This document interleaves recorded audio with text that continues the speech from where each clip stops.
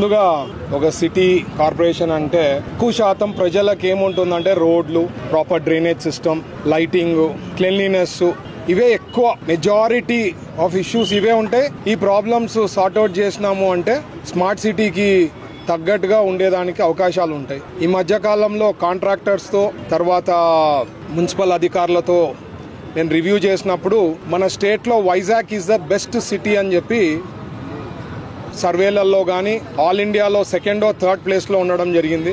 So అది దాని తగ్గట్టుగా మన కర్నూలు కార్పొరేషన్ వర్క్ చేయాలా, ఆ దిశలో మనం కూడా వైజాగ్ ధీటుగా వర్క్స్ కంప్లీట్ చేయాలా అని చెప్పి ఆదేశాలు ఇవ్వడం జరిగింది. ఇదే కాకుండా ముఖ్యంగా ఈరోజు 19 వార్డులలో దాదాపు 12.3 crores వర్క్స్ ఈరోజు ఫౌండేషన్ స్టోన్ వేయబోతున్నాం. ఇవన్నీ కూడా 2 to 3 months మాక్సిమం కంప్లీట్ చేయాలని ఆదేశాలు ఇవ్వడం జరిగింది. వాళ్ళతో కూడా కమిట్మెంట్ తీసుకుంటున్నాం.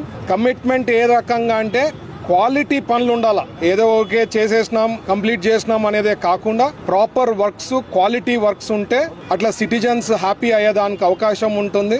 ఎస్పెషలీ ఇక్కడ రైల్వే బ్రిడ్జ్ దగ్గర ఎప్పుడు కొద్దిగా ఎక్కువ వర్షాలు పడితే నీళ్లు ఆగిపోవడం జరుగుతుంటుంది. అది కూడా కమిషనర్ గారు ఒక ప్లాన్ ఆఫ్ యాక్షన్ తీసుకున్నారు. ఇది చాలా ఏండ్ల నుంచి ఉండే ప్రాబ్లం. ఇది ఇంతవరకు ఎవరు సాల్వ్ చేయలేకపోయినారు. ఖచ్చితంగా మా ప్రభుత్వంలో ఇది కంప్లీట్ చేస్తామని ఆశిస్తున్నా. అలాగే ఓరోకల్లు కూడా పెద్ద ఎత్తున ఇండస్ట్రియల్ పార్క్ ఆల్రెడీ డిక్లేర్ అయింది. మనకు కూడా ఇప్పుడు టెండర్స్ కాల్ చేయడం జరిగింది. దగ్గర 2700 crores సంబంధించిన వర్క్స్ కూడా టేకప్ అవుతుంది. ఎంఎస్ఎంఈ పార్కులు స్టేట్ వైడ్ చేస్తున్నాం. కర్నూలులో కూడా ఓరోకల్లో చేయడం జరిగింది. సో అభివృద్ధి ఉంటుంది, సంక్షేమ పథకాలు వస్తాయి.